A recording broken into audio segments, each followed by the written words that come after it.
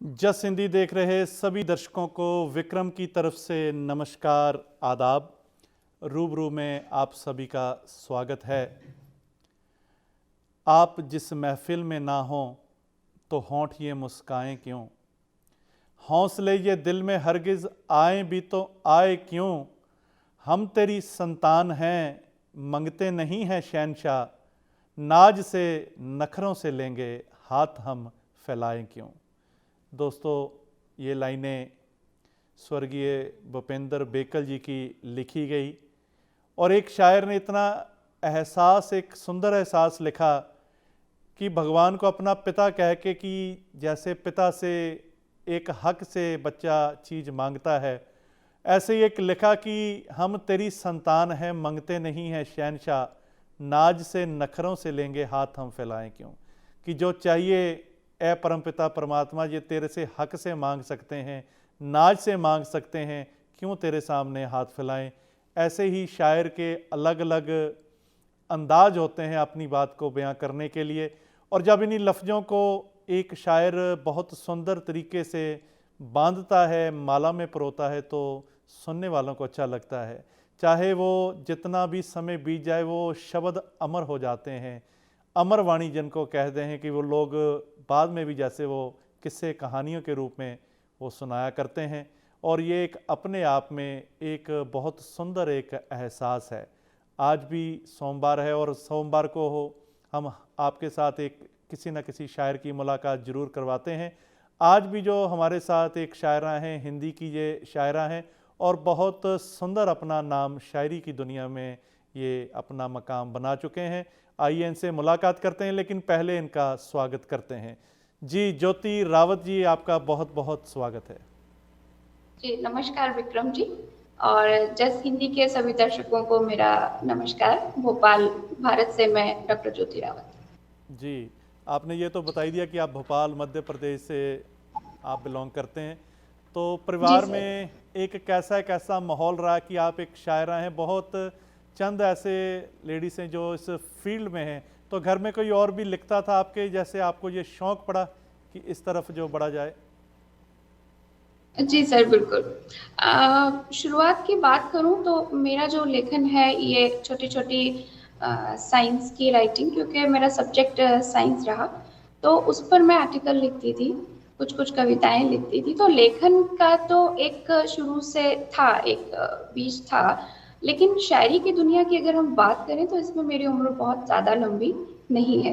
करीब अभी जो 2.5 साल बीते हैं, कोविड आया उस दौरान मेरी मुलाकात श्री अशोक सिंह साहब से हुई, न्यूयॉर्क से, आपके मित्र हैं। तो उनके संपर्क में जब आई तो उनके संपर्क और मार्गदर्शन में आने के बाद जो मेरी कलम में निखार आया वो मुझे शायरी की तरफ ले वाह, गया, अपने क्या बात। जीवन के अनुभवों को लिखते हुए। तो शायरी में बहुत ज़्यादा लंबी उम्र नहीं है, पर हाँ, लेखन से मेरा जुड़ाव काफ़ी पुराना है और परिवार में मैं अकेले ही लिखती हूँ। जी, बिल्कुल ऐसे होता है कि जीवन में कई बार किसी ऐसे शख्स के साथ हमारी मुलाकात हो जाती है जो हमारे जी ज़िंदगी में एक निखार ले आती है, जिसकी संगत, और ये कह सकते हैं कि शौक सिंह जी आपकी ज़िंदगी में जी वैसी एक निखार लेके आए। और अगर मैं जी आपसे पूछूं कि आपने किन से सीखा है जो शायरी जी। की विद्या, ये आपने कहाँ से सीखी? सर, जाहिर सी बात है कि बिना गुरु के आप कोई सी विद्या नहीं सीख सकते। जी और तो मेरे शायरी के प्रथम गुरु तो श्री अशोक सिंह साहब ही हैं। उनके अलावा जो हमारे गुरु लोग जिनसे मैं मार्गदर्शन लेती रहती हूँ, श्री अनिमेश शर्मा जी हैं, अनमोल शुक्ल जी हैं, ओम प्रकाश यति जी हैं। तो इन सबका मार्गदर्शन मुझे समय समय पे मिलता रहता है और उसी का आज ये नतीजा है कि मैं शायरी और गज़ल लिख पा रही हूँ, कर पा रही हूँ। जी, जिनका आप नाम ले रहे हैं सभी शायरों का, और हमारा भी सौभाग्य है कि उन सब के साथ हमें मुलाकात करने का अवसर मिल चुका है। चाहे वो शौक सिंह जी जी हों, ओम प्रकाश यति जी हों, अनिमेश शर्मा जी जी और अनमोल शुक्ल जी अनमोल जी। जी, बहुत अच्छे, ये सभी अपने आप में कवि हैं, जी शायर हैं। बहुत सुंदर भावनाओं को शब्दों में पिरोना इन्हें बखूबी मालिक ने वो कला बख्शी है, इन्हें आता है। तो बहुत सुंदर लगा ये सुन के कि आपका भी इन सभी कवियों के साथ, शायरों के साथ संबंध है। जी जी। जी, ये- तो ज्योति जी, मैं चाहूँगा कि कुछ अपना कलाम, आप अपना गज़ल लिखते हैं, हमारे दर्शकों को सुनाइए। जी, बिल्कुल सर। अभी वैसे तो ये गज़ल काफ़ी पुरानी है, करीब तो 1 साल हो गए इसको लिखे हुए। लेकिन ये थोड़ी-सी विशेष इसलिए हो जाती है कि रिसेंटली एक बहुत ही नामी सिंगर हैं डॉक्टर कमलेश हरिपुरी जी। उन्होंने मेरी इस गज़ल को अपने स्वर दिए, कंपोज़िशन और स्वर दिए और इसको गाया है। बहुत जी खूबसूरत तरीके से गाया है उन्होंने। तो ये अपने आप में विशेष हो गई कि पहली बार किसी संगीतकार ने उसको संगीत देकर और शब्दों में पिरोकर गाया, तो उसको सुनने में ही एक पहला-सा अनुभव है कि मेरी शायरी कोई गा रहा है। वाह। तो इसलिए ये अपने आप में विशेष हो गई। इसके कुछ मिसरे मैं आपको शेर सुनाती हूँ। जी इरशाद। ये जैसा कि आप जानते हैं हम लोग मिसरे पर लिखते हैं, तो हमें मिसरा मिला था शीशे के हॉल पर कोई पत्थर उदास है।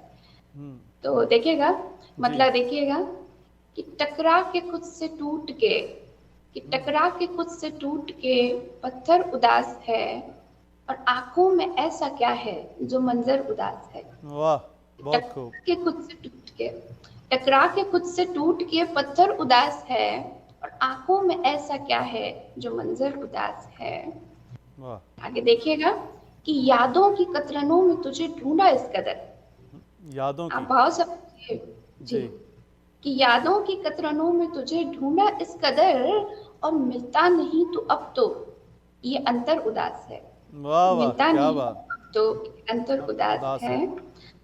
अंतर उदास है। और आगे देखिएगा कि बिखरा हुआ है झूठ फिजाओं में इस कदर, बिखरा हुआ कि है झूठ। बिखरा हुआ है, कि बिखरा हुआ है झूठ फिजाओं में इस कदर, कहकर उदास है कोई सुनकर उदास है। क्या बात है, क्या बात है, बहुत खूब ज्योति जी। कोई सुनकर उदास है। और एक और देखिएगा खूबसूरत सा है ये, कि विश के प्याले सी हुई है जिंदगी कुछ अब, हम्म। कि विश के प्याले सी हुई है जिंदगी जिंदगी। कुछ अब, पीकर उदास है कोई जीकर उदास है। वाह वाह क्या बात है, बहुत खूब। पीकर उदास है।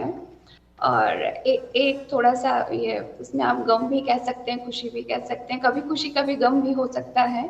जी। कि रस्मों रिवाज में वजूद उसका यूं बटा, कई बार रस्म हम और। बहुत सी चीजें चाहते हैं पर वो पूरी नहीं होती है। जी। कि रस्मों रिवाज में वजूद उसका यूं बटा, पा उसको ये उदास और वो खोकर उदास है। पा हा। उसको वो खोकर उदास है। एक बार फिर से ये शेर पढ़िएगा। जी जी। जी। कि रस्मों रिवाज में वजूद उसका यूं बटा, हम्म। कि रस्मों रिवाज में वजूद उसका यूं बटा, पा उसको ये उदास वो खोकर उदास है। वाह। उदास होकर उदास है। एक और शरारती सा शेर है इसमें, कि हर एक गजल में मेरी, हम्म। कि हर एक गजल में मेरी तेरा नाम पढ़ के वो, कि हम्म। हर एक गजल में मेरी तेरा नाम पढ़ के वो, है भी खफा और अश्क में जलकर उदास है। हा। बहुत सुंदर। बहुत सुंदर। में जलकर सुना उदास है। और मक्ता देखिएगा, मक्ता जिसमें हम नाम का प्रयोग करते हैं, जी। तो मेरे नाम के साथ बड़े खूबसूरत मक्ते हमेशा निकल के आए हैं, क्योंकि ज्योति है तो जलना बुझना हमेशा उसके साथ लगा रहता है। जी। तो हमेशा ही मक्ता बहुत खूबसूरत सा हो जाता है मेरे साथ। तो सुनिएगा जी। कि जल जल के ज्योति बुझ चुकी हूँ इस कदर से मैं, कि हा। जल जल के ज्योति। जी वाह। जी, जल जल के ज्योति बुझ चुकी हूँ इस कदर से मैं, अंधेरा भी मुझसे, अंधेरा भी मुझसे अभी मिलकर उदास है। हा। अंधेरा अंधेरा भी मुझसे अभी मिलकर उदास है। क्या बात है। उदास, वाह। और मिलता नहीं तो अब तो ये अंतर उदास है। बहुत सुंदर ज्योति जी। और जैसे आपने कहा कि आपका जो नाम है वो वाकई जी जी एक अर्थ भरपूर नाम है, उसके साथ बहुत से अर्थ जुड़ जाते हैं, लाइनें जुड़ जाती हैं, और अपने आप में वो लगता नहीं कि एक आपने अपना तखल्लुस यूज़ किया या नाम यूज़ किया है, वो बिल्कुल एक उसी पंक्ति का ही अंश लगता है। जी जी जी जी जी। जी, बिल्कुल बिल्कुल सर। तो ये प्रयोग चलते रहते हैं हमारे गजलों के साथ, और एक अलग ही आनंद है इन सब चीजों का सर। जी। और आप खुद भी आनंद में रहते हैं, और सुनने वाले भी जो हैं वो भी एक आनंद की सैर करते हैं, आनंद का अनुभव करते हैं। यही एक शायर की खासियत होती है।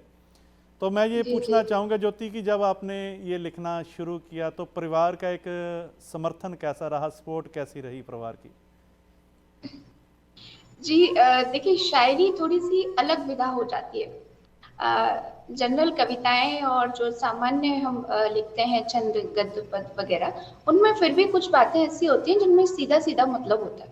जी और शायरी ऐसी चीज है जिसमें हम इशारों में बात कहते हैं अपनी। तो जी। पहली लाइन हम कुछ बोल रहे हैं और उसका कनेक्टिविटी सेकंड लाइन से कैसा होता है, वो इशारा जब तक उसे कहना दो समझ नहीं आता। तो हम्म इशारे में कही गई बात जो है वो शायरी है। हम्म। तो मुझे ये कहने में संकोच नहीं है कि शायरी सुनने और समझने के लिए भी ऑडियंस भी वैसी चाहिए कि जिनको समझ में पहले आए। तो जी शुरुआत में तो मिला जुला सा असर था कि जो शेर उन्हें समझ में आते थे तो कुछ अच्छा रिएक्शन आता था, और नहीं तो ये क्या लिखा है, ये तुमने इसका मतलब बताओ। तो भाई बहन काफी मजे लेते थे मेरे शुरू में कि तुम कर क्या रही हो, तुम तो केमिस्ट्री की टीचर हो, तो ये सब तुम क्या करने लगी हो।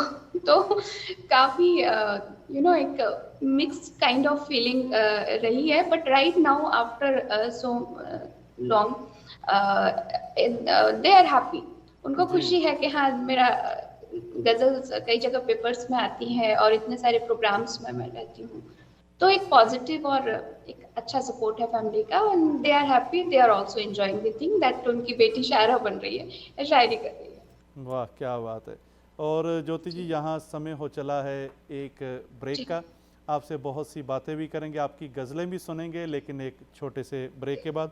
और दर्शकों कहीं ना जाइएगा, आज हमारे साथ हैं ज्योति जी रावत जी, जो कि भोपाल मध्य प्रदेश से गायकी का शायरी का जो पंचम है ये फहरा रही हैं। इनसे बातचीत करेंगे, लेकिन एक ब्रेक के बाद।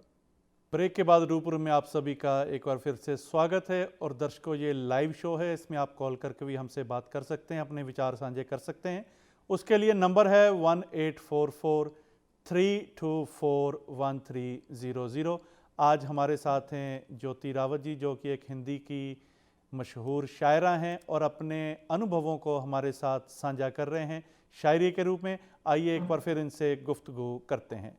जी ज्योति जी, बहुत बहुत स्वागत है एक बार फिर आपका। जी सर, नमस्कार। जी।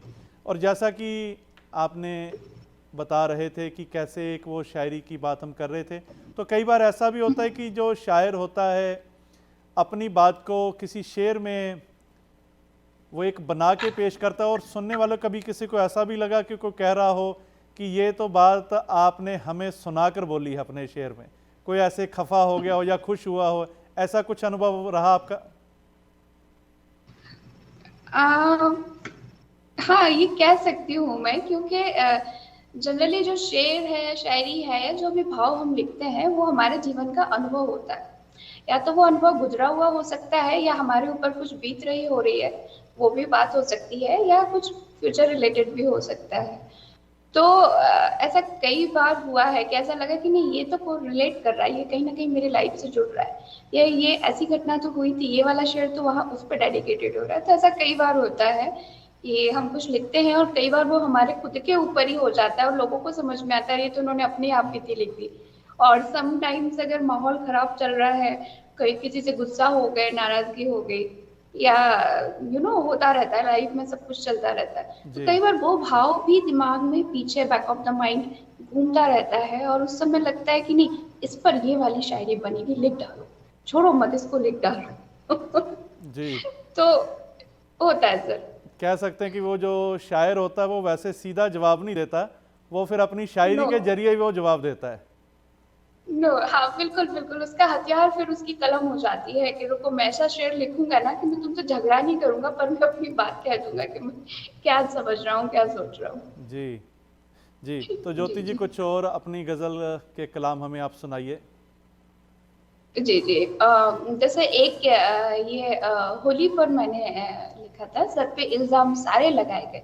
अब जी। त्योहार में होता ही है भाई, नोकझोंक चलती है, तो उसी भाव को डेडिकेटेड होता ही है कि सारे इल्जाम, सारे के सारे इल्जाम सर पे लगाए हम्म। गए। देखिएगा कि प्यार के गीत कितने ही गाए गए, मतलब देखिएगा कि प्यार जी। के गीत कितने ही गाए गए, रूठे थे जो, मगर कहाँ पर मनाए गए। क्या ये बात रूठे है। थे कहाँ पर मनाए गए। मनाए गए। मतलब बात सही है कि होली में रूठना मनाना चलता ही रहता है। आप जो विषय अभी चर्चा कर रहे थे वो आ ही गया इसमें, जी और मैंने निकाल के रखी थी, ये पढ़ूंगी। आगे देखिएगा कि तन्हा ही अच्छी थी जिंदगी है मेरी। ये तन्हाई। तन्हाई अच्छी थी, जिंदगी ये मेरी, गीत बिरहन से हमसे न गाए गए। वाह वाह, गीत बहुत बिरहन सुंदर। हमसे न गाए गए। और आगे देखिएगा कि प्यार था जब, कहीं ना कहीं जीवन का इसमें कड़वाहट झलक रही है कि प्यार था जब तो रिश्तों में थी ताजगी। कि प्यार था। प्यार था जब तो रिश्तों में थी ताजगी, वो जमाने भी कब के थे आए गए। हाँ वो हाँ हाँ, जमाने वाह वाह, के थे क्या आए। बात है। जी जी। और क्योंकि होली पे था तो इसमें एक थोड़ा शरारती सा शेर बन गया कि रंग चोरी किए भांग हम्म। घोली गई। कि रंग चोरी चल। किए भांग घोली गई, और बाजू किस किस के पकड़े बुलाए गए। वाह वाह, बाजू किस क्या किस बात है। के पकड़े बुलाए गए। और आगे देखिएगा कि गाल थे गुलाबी भय सतरंगी। कि गाल थे जो गुलाबी। गुलाबी भय सतरंगी, और रंग ऐसे मसल कर लगाए गए। वाह वाह, रंग बहुत ऐसे खूब। मसल के लगाए गए। लगाए गए। और इस पर गिरह लगाई थी कि दूसरों ने की मनमानियां पर मेरे। कि हम्म। दूसरों ने की कि दूसरों ने की मनमानियां पर मेरे, सर पे सारे ही इल्जाम लगाए गए। क्या बात है, सर पे क्या बात है, एक बार इल्जाम। फिर से ये शेर पढ़िए जी, बहुत खूब। जी शुक्रिया सर। कि दूसरों ने की मनमानियां पर मेरे, हम्म। सर पे सारे सर पे इल्जाम सारे लगाए गए। लगाए गए, सर क्या पे बात है, बहुत सारे सुंदर। लगाए गए। सारे इल्जाम लगाए गए सर। जी जी, बहुत सुंदर। जी जी जी। और जैसे आप बात कर रहे कि प्यार था जब रिश्तों में, तो वाकई एक हाँ ऐसा माहौल होता था, हमारी एक सभ्यता का अंग था कि जी जी यहाँ तक कि जो आस पड़ोस में भी अगर कोई मेहमान आ जाता था, इतना प्यार होता था, लगता है हमारे घर में ही ये एक जी उत्सव मनाया जा रहा है, कैसे खुशी का माहौल होता था। और ख़ासकर जब छुट्टियाँ होती थी, बच्चों को एक बड़ा वो मन में एक शौक़ होता था कि छुट्टियाँ आने जा रही हैं और हम अपने ननिहाल जाएंगे या रिश्तेदारों के जाएंगे, ऐसा एक वेट होती थी। लेकिन आजकल एक वो माहौल जो हो गया, मटेरियलिस्टिक वर्ल्ड में आदमी इतना बिजी हो गया, सोशल लाइफ में इतना बिजी हो जी गया जी कि आजकल तो दीवार के पार कौन रह रहा है, पड़ोस वाले घर में कौन रह रहा है, ये भी पता नहीं होता। इतना ज़्यादा हम बिल्कुल वो एक मटेरियलिस्टिक वर्ल्ड में इतना ज़्यादा प्रोफेशनल हो गए हैं, ये कह सकते हैं कि वो प्यार कहीं ना जी कहीं वो डोर छूटती जा रही है हमसे। और आपने बहुत बखूबी इसको अपने शेर में कहा जी, बहुत जी सुंदर आपने जी ये लिखा। शुक्रिया सर। जी जी तो जी। वही है सर, शेर व शायरी समसामयिक चीजों पर ही होती है। भाव मनोभाव और अनुभव ये सारे हमारे इर्द गिर्द ही रहते हैं। तो उसी का सब जो भी परिणाम है वो लिख डालते हैं हम लोग, जो जैसा समझ आता है। जी। और ज्योति जी, आप जी जुड़े हैं एक शेर अर्ज किया है के साथ भी, जो जी मोर देन 100 एपिसोड जिसके हो चुके हैं, वीकली प्रोग्राम जो होता है जूम पे, और उसके साथ जी कैसे जुड़ना हुआ आपका अशोक जी सिंह जी के साथ? सर एक बड़ा प्यारा सा इंसिडेंट है ये। जी हमारे यहाँ नवंबर 19 में विश्व रंग आयोजित हुआ था। और चूंकि मैं यही जॉब करती हूँ रविंद्रनाथ टैगोर यूनिवर्सिटी भोपाल में, तो हमारे जो चांसलर हैं श्री आदरणीय श्री संतोष चौबे जी, जी वो साहित्य में एक बहुत बड़ा जाना पहचाना नाम है सर। तो उन्होंने आयोजित किया था और उसको ग्लोबल प्लेटफॉर्म पे आयोजित किया था। विश्व भर से बहुत सारे देशों से सम्माननीय लेखकों को, कवियों को, शायरों को उन्होंने आमंत्रित किया था। जी और भोपाल के मिंटो हॉल में इसका आयोजन हुआ था। तो मुझे याद है 8 या 9 नवंबर की बात है। और एज ए स्टाफ हमको तो हमें भी अटेंड करना था। तो मैं जब वहाँ पहुँची तो मुझे श्री अशोक सिंह जी और उनकी वाइफ, ये दोनों मुझे कॉरिडोर में टकराए। और ये मुझसे जस्ट मुलाकात हुई और that time I wear pink colour की साड़ी मैंने पहन रखी थी। सो मुझे देख के मुझे कॉम्प्लीमेंट किया कि you looking very pretty in sari. So मैंने कहा क्योंकि जनरली हमारे यहाँ इंडिया में, भारत में अननोन लोग इस तरह से डायरेक्टली बोलने में भी संकोच करते हैं और तारीफ करना थोड़ा सा, पर वो दोनों कपल मुझे तारीफ करने लगे। सो मैंने कहा देखने में तो इंडियंस ही लग रहे हैं, जी क्योंकि हिंदी भाषा है।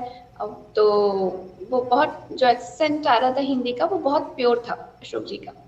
और मैम का भी बहुत ऐसा लग नहीं रहा था कि फॉरेन से इंग्लिश। तो मैंने कहा कि लग तो ये लोग हिंदी भाषी ही रहे हैं, बट ये मुझे इतना क्यों कॉम्प्लीमेंट कर रहे हैं। तो फिर इस तरह से बातचीत का सिलसिला शुरू हुआ एक अच्छे गुड नोट पे। फिर मुझे जब ये पता चला कि वो न्यूयॉर्क में रहते हैं और they representing our country as NRIs, और इतनी अच्छी हिंदी, इतनी अच्छी तहजीब और इतना बात करने का फ्लॉलेस तौर तरीका, तो मुझे वो कपल और अच्छा लगा।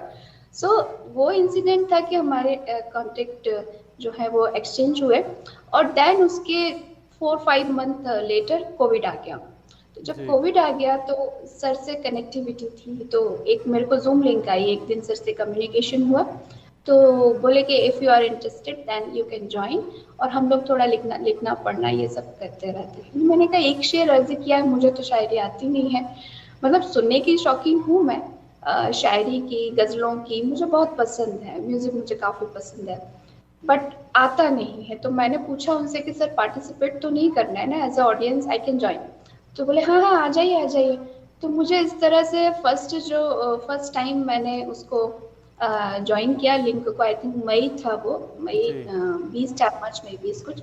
और इस तरह से जो कनेक्टिविटी बनी, तो आज आप ये ट्रांसफॉर्मेशन मेरी पर्सनैलिटी में देख रहे हैं कि एक शेर अर्ज किया है ना, मुझे मजबूर कर दिया कि मैं शेर अर्ज अब खुद करने लगी हूँ। वाह वाह। बहुत सुंदर ये किस्सा है सर इसके पीछे। जी, एक शायर की ये खूबी कह सकते हैं कि जिस तरह से उन्होंने आपकी तारीफ की और आपका मन मोह लिया। जी, एक शायर के ये गुण रहते हैं।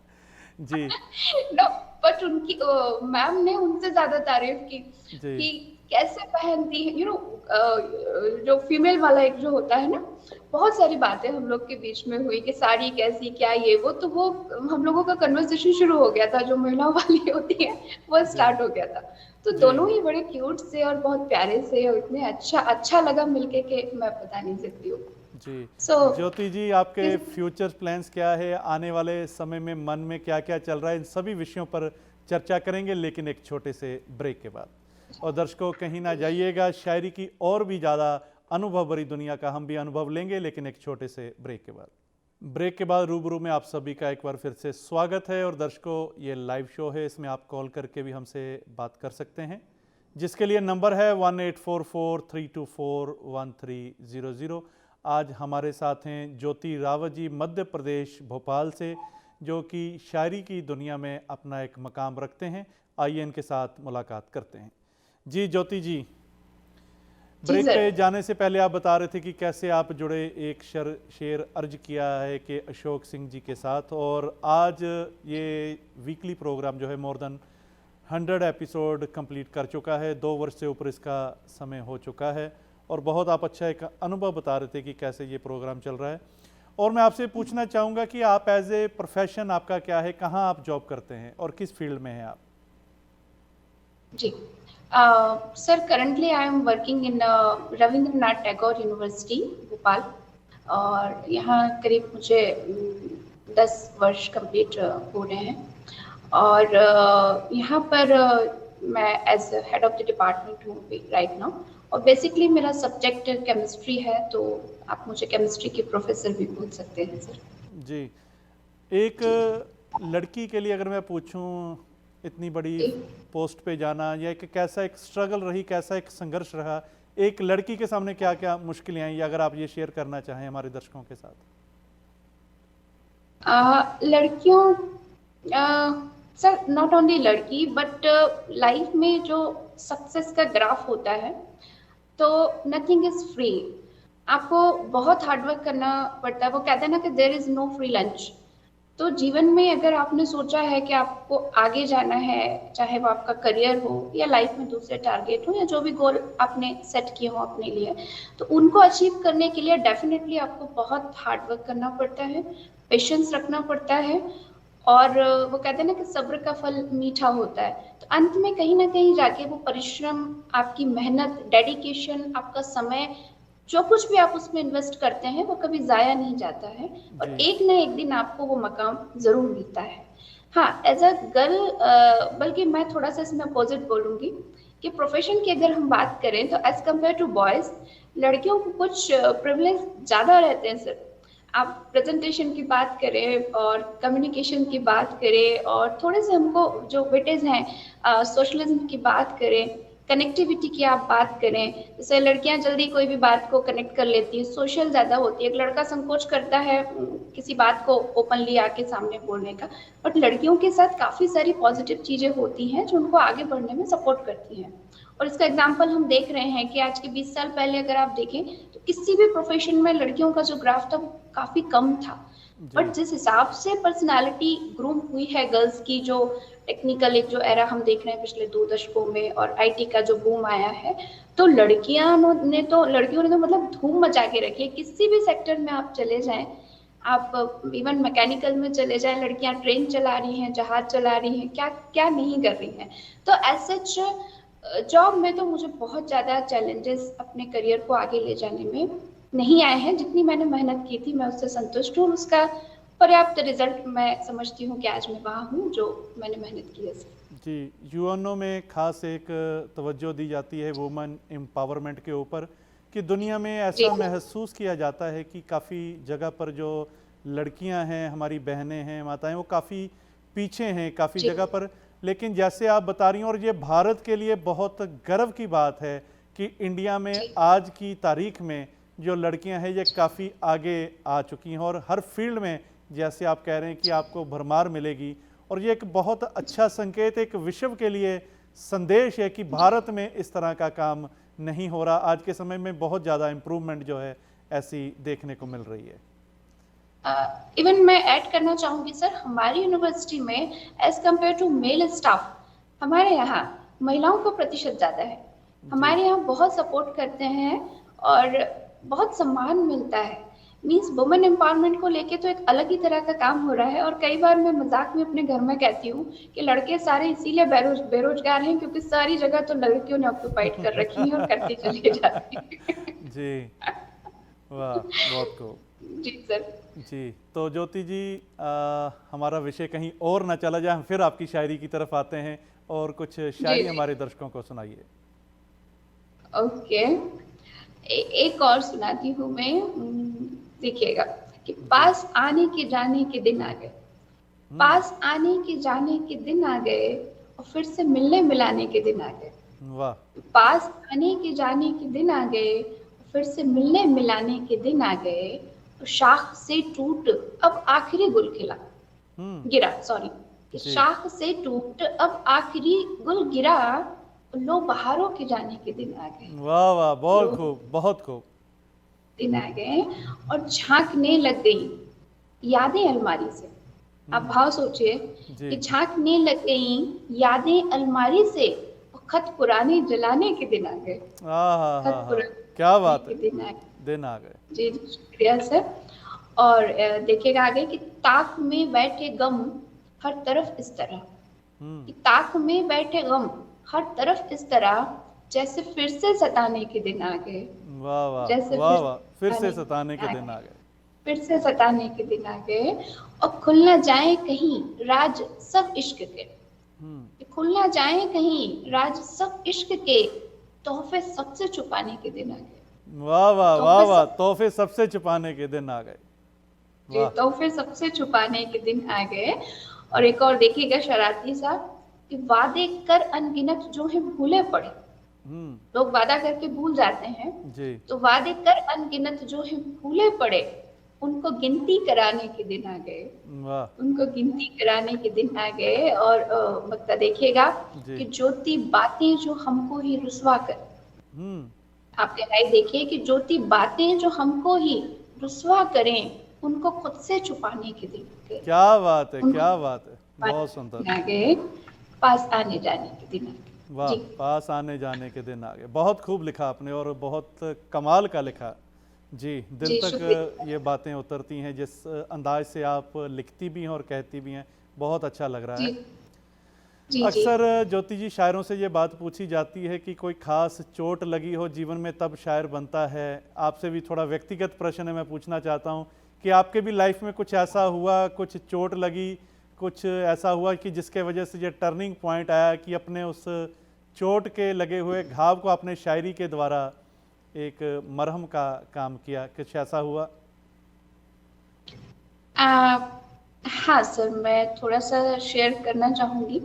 मेरे साथ एक फ़िज़िकल कंडीशन है, थोड़ा-सा प्रॉब्लम है एक, और उसकी वजह से मुझे लाइफ़ में काफ़ी सारे उतार-चढ़ावों से गुज़रना पड़ा। जैसे आपने प्रोफ़ेशनल चैलेंजेस की बात की थी, बट सर प्रोफ़ेशनल का तो ऐसा होता है कि जितना इनपुट आप देंगे उतना आउटपुट आपको मिलेगा। It is up to you कि आप अपने आप को कितना ग्रूम करते हैं, कितनी स्किल्स सीखते हैं और अपने आप को कैसे प्रोडक्ट के रूप में प्रेज़ेंट करते हैं। तो जी प्रोफ़ेशनली तो ख़ैर उतना नहीं होता है, बट बीइंग अ गर्ल, जब आपके साथ कोई शारीरिक समस्या जुड़ जाती है, क्योंकि मेरे साथ है एक छोटी-सी कहूँ क्या, क्योंकि अब बहुत ज़्यादा मुझे फ़र्क नहीं पड़ता है, बट स्टिल लड़कियों के साथ अगर कोई शारीरिक समस्या जुड़ी हुई है, और ऐसी समस्या जो लोगों को दिखाई देती है। जी शरीर में समस्याएं सभी के होती हैं, किसी की भीतरी होती है, किसी की बाहरी होती है, बट थोड़ा सा संघर्ष ज़्यादा हो जाता है जब आपकी शारीरिक समस्या डायरेक्टली दिखाई देती है। तो होता क्या है कि एक इसको माइंडसेट कहें या एक मनोविज्ञान कहें, जो भी हम कहें, कि हम जो देखते हैं, पहला हमारा जो इम्प्रेशन पड़ता है सामने वाले पे, और हम देख के सब कुछ उसके बारे में जज कर लेते हैं। जी ये अब जो भी कहें, इंसान का मनोविज्ञान है। तो वो जो जजमेंट होता है सोसाइटी का, किसी भी चीज को देख के, बिना उससे परखे, बिना उससे जाने, केवल देख के, और जस्ट एक जो प्रेजुडियस, सुपरस्टिशंस, जो चीजें पूर्वाग्रह बने हुए हैं, समाज आज भी कहीं ना कहीं उनसे पूरी तरह से तो नहीं उबर पाया है। तो मुझे उस मेरी फिजिकल समस्या की वजह से काफी उतार चढ़ावों से गुजरना पड़ा है लाइफ में। और मतलब, लेकिन मैं ये कहूंगी कि वो जो हुआ अच्छे के लिए हुआ, क्योंकि जितना आप तराशे जाते हैं उतना आप निखर के आते हैं। तो वाह जीवन जितना ज्यादा आपको चैलेंज देता है, संघर्ष करवाता है, आपकी व्यक्तित्व में उतना ज्यादा निखार आता है। और जी जिसने संघर्ष नहीं किया, यकीन मानिए सर, वो बात नहीं दिखती है उसमें। तो मैं जो कुछ भी हूँ आज, ईश्वर ने जो भी मुझे दिया है, उसके लिए मैं बहुत उनका धन्यवाद करती हूँ, क्योंकि बहुत से लोग ऐसे भी हैं जिनके पास वो भी नहीं है। तो आई बिल्कुल ऑलवेज थैंकफुल टू गॉड कि मुझे आपने इतना कुछ दिया है, और जो छोटी सी चीज अगर नहीं भी है तो वो दूसरी बड़ी चीजों से इस हद तक फुलफिल हो गई है कि मुझे इस चीज का कभी कोई रिग्रेट नहीं रहा है। मैं जी आज आपके सामने हूँ। वाह क्या बात है, बहुत खूब।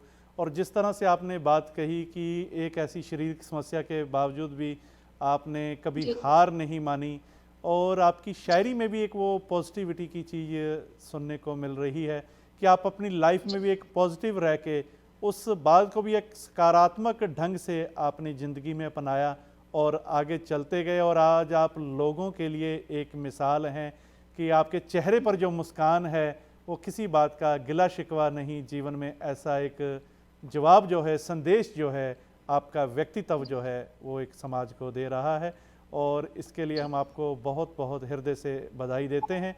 और यहाँ पर समय हो चला है ज्योति जी फिर एक ब्रेक का। ब्रेक के बाद आपसे मिलेंगे और आपकी शायरी का भी लुत्फ़ लेंगे। और दर्शकों कहीं ना जाइएगा, मिलते हैं एक शायरा से जिन्होंने कैसे अपने जीवन में एक ऐसा मकाम हासिल किया है।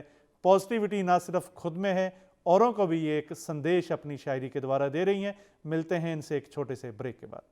ब्रेक के बाद रूबरू में आप सभी का स्वागत है। दर्शकों, आज बात कर रहे हैं शायरी की, और कैसे एक हमारे दिल तक असर रखती हैं ऐसी बातें, क्योंकि जो हमारी ज़िंदगी के साथ जुड़ी हुई बातें होती, जब उन्हें हम शायरी के रूप में देखते हैं, एक बहुत सुंदर तरीके से जिसको पिरोया जाता है लफ्ज़ों में, शब्दों में, तो वो एक गहरा असर रखती हैं। ऐसी एक शायरा आज हमारे साथ हैं ज्योति रावत जी, जो कि अपने बहुत सुंदर अनुभव भी हमारे साथ साझे कर रहे हैं और उनकी शायरी का भी हम लुत्फ़ ले रहे हैं। आइए एक बार फिर इनसे हम मुलाकात करते हैं। जी ज्योति जी, एक बार फिर से बहुत बहुत स्वागत है आपका। जी, तो मैं ये पूछना चाहूँगा कि आने वाले समय में, फ्यूचर्स में क्या प्लान है आपके शायरी के लिए? जी बिल्कुल सर। मेरी एक गज़ल की बुक जो है ऑलमोस्ट तैयार है। कुछ एक कारणों से भी वो आ नहीं पाई है। हम लोग एक्चुअली सोच रहे थे कि उसका इनॉग्रल जो है वो ऑफलाइन उसमें करें, और जितने भी मेरे गुरु हैं, अशोक जी हैं, निमेश जी हैं, अनमोल जी हैं, यति जी हैं, हम सब लोग एक साथ एक पटल पर लाइव उसका इनॉग्रल करें, तो वो थोड़ा सा स्थिति बन नहीं पा रही थी, जबकि किताब ऑलमोस्ट मेरी रेडी है। तो जी जैसे ही वो होता है तो मोस्ट प्रोबेबली 1.5-2 महीने के भीतर हम उसको इनॉग्रेट करेंगे। तो एक बुक तो मेरी ऑलमोस्ट ऑलमोस्ट रेडी है। इसके अलावा जो मेरा लेखन है सर, थोड़ा सा गज़लों और शायरी से हटके भी मैं टेक्स्ट बुक भी लिखती हूँ। मेरी 2 किताबें आ चुकी हैं जो कि केमिस्ट्री पर हैं। तो और आगे भी ऐसे 4-5 मेरे ऑनगोइंग प्रोजेक्ट्स हैं। तो लेखन तो मेरे जीवन का एक हिस्सा है जी और चलता रहेगा, चाहे वो शायरी के रूप में हो या कुछ और कंटेंट के रूप में हो। जी तो ये मेरे फ्यूचर प्लान्स हैं मेनली, कि मुझे लेखन के उसमें अपना एक नाम स्थापित करना है एज अ सब्जेक्ट राइटर भी। और गज़ल तो सीख ही रही हूँ, और जितना सीख पाऊँ सर, बस आप लोगों का आशीर्वाद है सर। जी, बहुत अच्छा लगा और हम आपको शुभकामनाएं देते हैं आपकी जो आने जी वाली पुस्तक है उसके बारे में, और जो पहले भी आपकी किताबें केमिस्ट्री के ऊपर आ चुकी हैं उसके लिए भी हार्दिक शुभकामनाएं। और आपसे ये जी पूछना जी चाहूँगा कि हम काफ़ी जो शायर हैं उनको सुनते हैं, लेकिन एज ए फीमेल शायर या शायरा कह लें, आज के समय में कितनी गिनती है इसमें, काफ़ी लड़कियां इसमें हैं या किस तरह से हैं, इसके लिए मैं आपसे पूछना चाहूँगा। जी सर। सर, अगर हम कंटेंट की बात करें जो इंटरनेट पे अवेलेबल है, काफ़ी सारे ऐप्स पे, जैसे प्रतिलिपि पे लोग लिखते हैं, ब्लॉग्स लिखते हैं, तो यहाँ तो आपको फिर भी मेल फीमेल रेशियो में बहुत ज़्यादा फ़र्क नहीं दिखेगा। लड़कियाँ पसंद करती हैं लिखना, जी और समहाउ लड़कियों के पास भाव भी ज़्यादा होते, भावनाएं ज़्यादा होती हैं एज कम्पेयर टू बॉयज। जी काफ़ी इमोशनल जो एक ये रहता है, तो ऐसा नहीं है। बट अगर हम ऑफलाइन की बात करें और मंचीय कवियों की बात करें, तो वहाँ पे थोड़ा सा माहौल अलग हो जाता है। वहाँ जो ऑडियंस है, वहाँ रेशियो भी बहुत ज़्यादा उसमें वेरिएशन रहता है। फीमेल्स उतना नहीं रहते हैं। और अगर हम मंच के ऊपर की भी बात करें, तो वहाँ भी अगर आप देखेंगे, तो अगर 25 लोग बैठे हैं तो उसमें हार्डली 4-5 महिलाएं आपको दिखेंगी। बहुत ज़्यादा महिलाएं आपको मंचों पे नहीं दिखेंगी, क्योंकि कहीं ना कहीं जो एक उसको हम क्या कहें, कि जो आज भी थोड़ा सा हम फीमेल को लेके कहीं की भी बात करें, किसी भी कोने की बात करें, अभी हम उतना नहीं खुले हैं कि कि क्या बोलूँ, मैं उसको शब्द नहीं दे पा रही हूँ। तो वो रेशियो वहां तक अभी नहीं पहुंचा है जहाँ पे मंच पे भी महिलाएं और पुरुष दोनों इक्वल उसमें हमें दिखाई दें, और ऑडियंस में भी हमें वो रेशियो इक्वल दिखाई दे। जी तो कुछ एक हैं फैक्टर्स, क्योंकि समटाइम्स ऑडियंस वैसी नहीं होती है, एंड समटाइम्स कुछ भी लोग सुनना सभी पसंद करते हैं, बट जरूरी नहीं है जो लोग आपको सुनने आए हैं उनका इंटेलेक्ट लेवल और उनका जो एक ब्रेन का लेवल है वो भी उस स्तर का हो। तो थोड़ा सा स्तर में भिन्नता आज भी है। जी तो मंच उस पे तो महिलाएं कम है, बट ऑनलाइन अगर आप देखें तो लड़कियां वहां भी बहुत अच्छा काम कर रही हैं जी। लेखन में। अगर ज्योति जी जी मैं आपसे पूछूं कि आप मंच पर जाती हैं, मुशायरों में जाती हैं, तो किस तरह से रहता है एक माहौल? सर, मेरा ये अब तक का रिकॉर्ड है कि मैं आज तक किसी मंच पे नहीं गई हूँ। जी आज तक किसी मंच पे, ये अपने आप में एक रिकॉर्ड है। और एक अपने आप से एक प्रॉमिस भी है कि कभी अगर मुझे मौका मिला भी, तो मैं उस मंच पे जाना पसंद करूंगी जहाँ बिल्कुल जितने मेल्स हों फीमेल्स हों इक्वल उसमें दिखाई भी दे, मंच के ऊपर भी मंच के इस तरफ भी, और एक सम्माननीय मंच हो। जी। मीन्स वो वाली ऑडियंस नहीं हो, मैसी टाइप नहीं हो, मैं नहीं रहूंगी।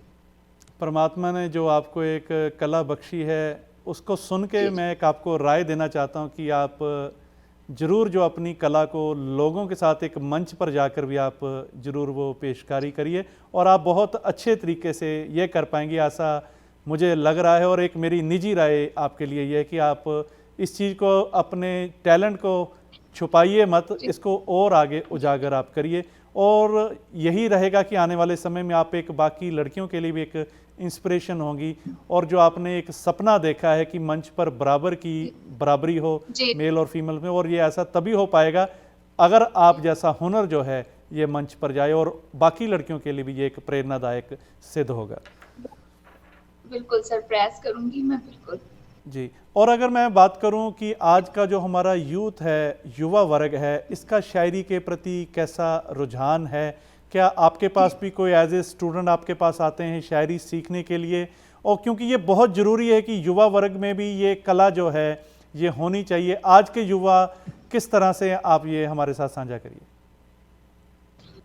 जी सर, कई बार ऐसा होता है कि जब स्टूडेंट्स मेरी शायरी सुनते हैं, क्योंकि हम जो भी हमारे प्रोग्राम्स हैं वो यूट्यूब पर भी लाइव होते हैं, एक शेयर किया है, तो अक्सर मैं व्हाट्सएप स्टेटस या एफबी वगैरह पे शेयर कर देते हैं कि चलो भाई लोगों तक पहुंचे वो। जब भी सुनते हैं तो कई बार ऐसा हुआ है कि कुछ स्टूडेंट्स मेरे पास आए हैं कि मैम कैसे लिखते हो आप, हमको भी सिखाओ मैम, हमें भी सीखना है कि किस तरह से लिख लेते हो, ऐसा कहाँ से थॉट कहाँ से आता है इस तरह का। तो ऐसे कई अच्छे इंसिडेंट भी होते हैं जहाँ बच्चे इनिशिएट करते हैं कि उनको सीखना है, तो प्रोबेबली सजेशंस जो भी मेरे पास रहते हैं मैं उनको प्रोवाइड करवा देती हूँ उस समय। ये कह सकते हैं कि आज का जो युवा वर्ग है ये भी एक जागृत है हमारा शायरी के प्रति, ऐसा एक उत्साह है और ये होना भी चाहिए, बहुत ज़रूरी बात है, ताकि ये कला कहीं यहीं तक सीमित रह के अलोप ना हो जाए। क्योंकि एक बात को अच्छे असरदार ढंग से कहने का जो हुनर है और इसकी बारीकियां जो हैं कि किस तरह से एक काफ़िया मिलाना है, किस तरह से एक वजन पूरा होना चाहिए, बहुत एक सुंदर कला है, एक फील्ड है अपने आप में। और ये बहुत अच्छी बात जैसे आपने कही कि आज की युवा पीढ़ी में ये एक रुझान, ये शौक है।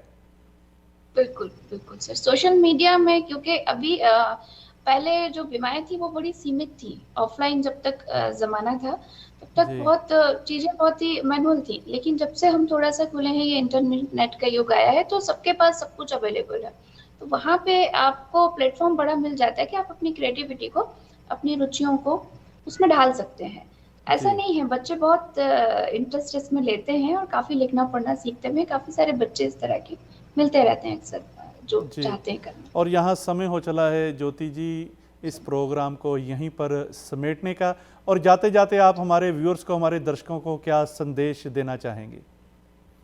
जी जी बिल्कुल सर, मैं सभी दर्शकों से being a girl, being a shaira, being a teacher, being a person, मैं यही कहना चाहूँगी कि आपको जो भी करना हो जीवन में, जो भी करना हो, व्हाटएवर, अगर आंख बंद करके आप कोई सपना देखते हो और उसमें कहीं इमेजिन करते हैं कि आप अपने आप को वहां खड़ा देख रहे हैं, व्हाटएवर आप जो भी बनना चाहें उसमें अपनी पूरी जान लगा दीजिए।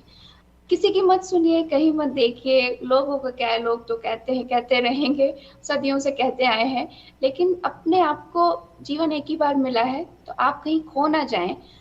उस चीज को अपने में से खुद में से खुद को तराशना, उसी को कहते हैं कि जीवन में हम जो करना चाहते हैं वो जरूर करिए, और कहीं भी किसी बैरियर को बाधा ना बनने दीजिए, उसको बिल्कुल तोड़िए। और खासकर अगर आप लड़की हैं तो बिल्कुल एग्जाम्पल आप सेट करिए कि आप अपने सपनों की उड़ान जरूर भरिए, जीवन में कुछ करिए जी, अपने मन करके। जी बहुत खूब।